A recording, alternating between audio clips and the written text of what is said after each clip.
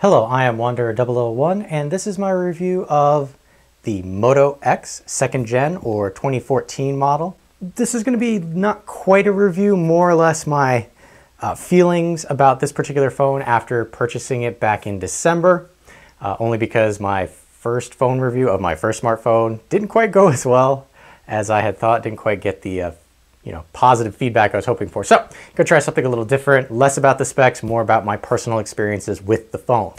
Now, I purchased this phone as a replacement for the Samsung Galaxy S3, the AT&T variant.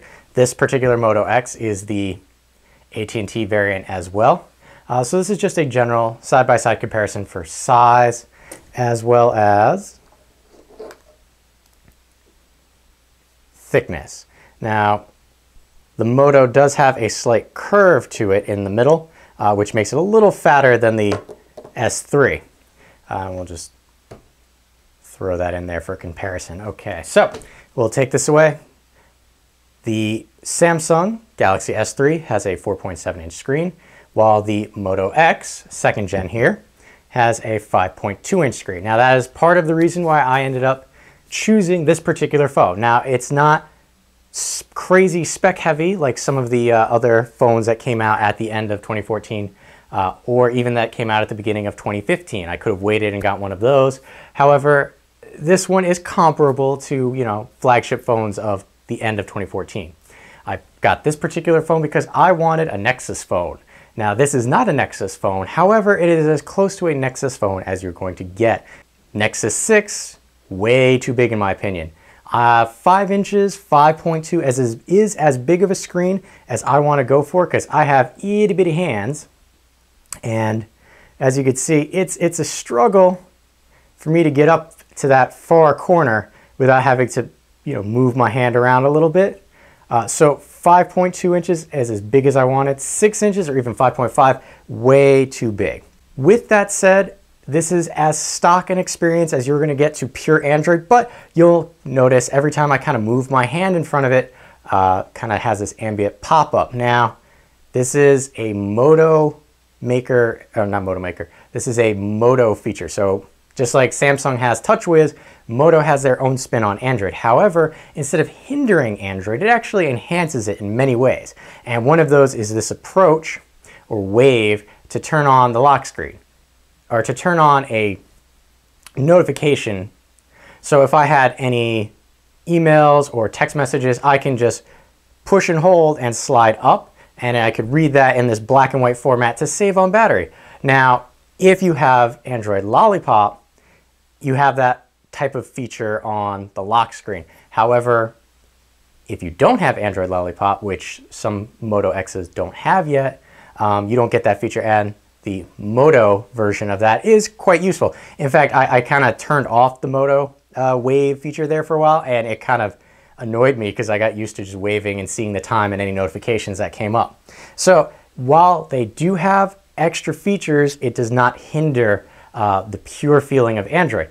Now, with that said, another feature that I like with the Moto, and these are really the only two that I use, I turn everything else off, the voice and the location-based stuff. So it's the wave that I like, and this feature, which is just double twist to turn on the camera. And if you want,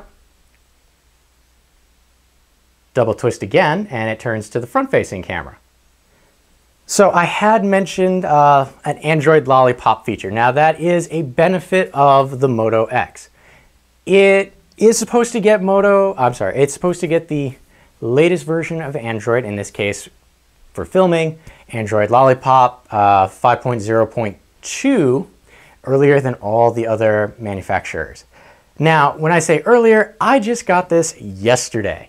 My phone just got pushed an update from AT&T for Lollipop 5.0.2. Now, if you bought this pure uncarrier tied, you would have gotten it much sooner. So, with that said, that is a benefit of this particular phone.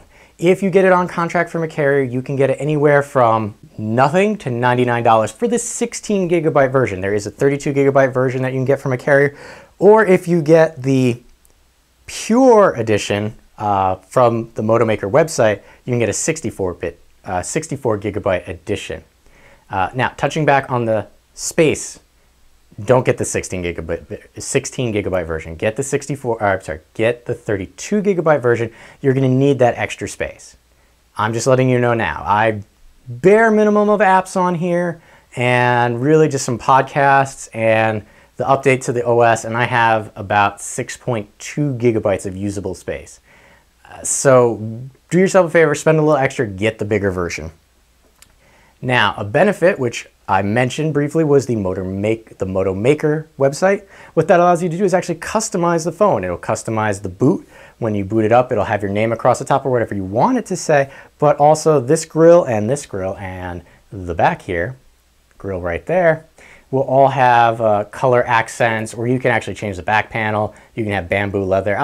You've seen it if you've been interested in this phone. You know what you can do. It's an extra feature that you can't do with a lot of other phones. There you got your aluminum. I figure I'll just do a quickie. Here you have the 3.5 millimeter headphone jack in the middle, and we'll come along the side here. Both the power and volume up and down rocker are on the right side of the phone. If you notice, see if I can get that to come in. Right there, you'll notice the power button is slightly textured, so you'll know the difference between the volume rockers and the power button. Because even if, if it's in your pocket or you're taking it out really quick, you might not know which one is which, even though the volume rocker is a little longer. One of the main reasons I decided to go with the Moto, or one of the main features I was looking for in a new phone, period, was the front-facing speaker. Now, when I first got my smartphone, I didn't really know, I didn't really care, but for the way I use my phone, a front-facing speaker is necessary. Now, it might look like this is a dual front-facing speaker, however, it is not. Only the bottom here is a front-facing speaker. This is actually just a accent to make it look like it's a dual-facing speaker. So, it is not. So, I've talked quite a bit about the good aspects of the Moto X here. So, let me mention a few of the bads. No notification LED. Some people like the fact that it has no LED notification light. I don't mind the ambient screen here popping up and letting me know when messages come. However, the big thing that annoys me when I'm charging the phone, I like having the red light there and then a green light pop up when it's done charging. I can see it out of the corner of my eye and I'll know to unplug it. It does not have that feature. If you come near it or wave, it'll tell you if it's fully charged, but I kind of like that visual cue over in the corner of my eye because I've forgotten about this and left it on the charger far longer than I should have. There's another feature which actually pops up when you come into the phone, and this is Android Lollipop for those who might be curious. It's called Spotlight Stories. It's a Moto exclusive thing. I turned it off. It annoyed me. It was, for me, it was this red hat that kind of blew onto my screen. And it's kind of, it's cute. It's an artsy storytelling, augmented reality type thing. It annoyed me. I turned it off, but I can't remove it from the phone, which means it's taking up space whether I want to use it or not. So that kind of annoys me. Okay, we'll bundle these together because I came from the Samsung universe. Two things Samsungs are good for: removable battery and expandable storage. This has neither.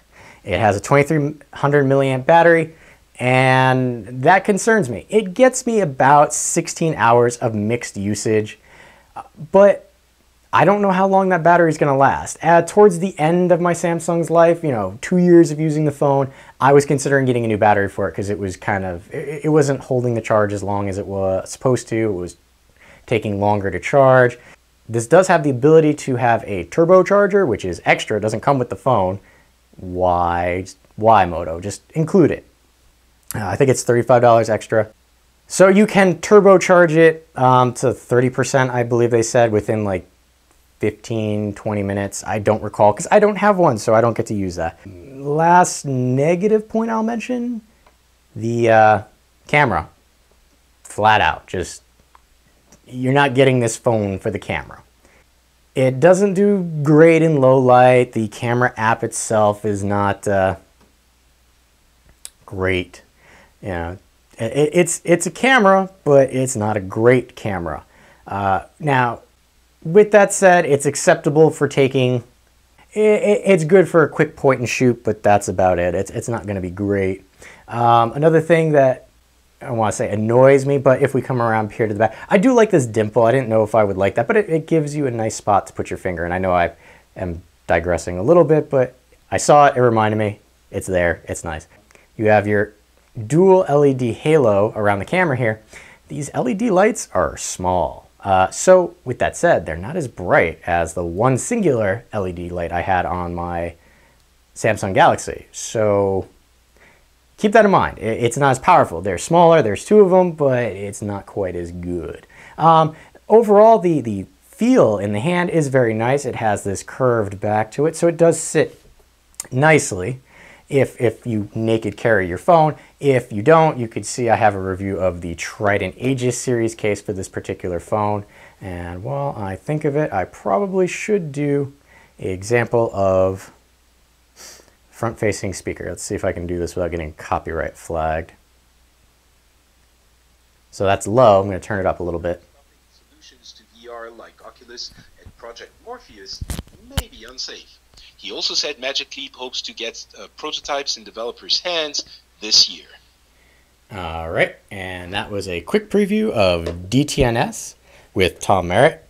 If you are interested in tech podcasts, I would suggest going to check him out. But that's an idea of what the front-facing speaker sound is going to be like.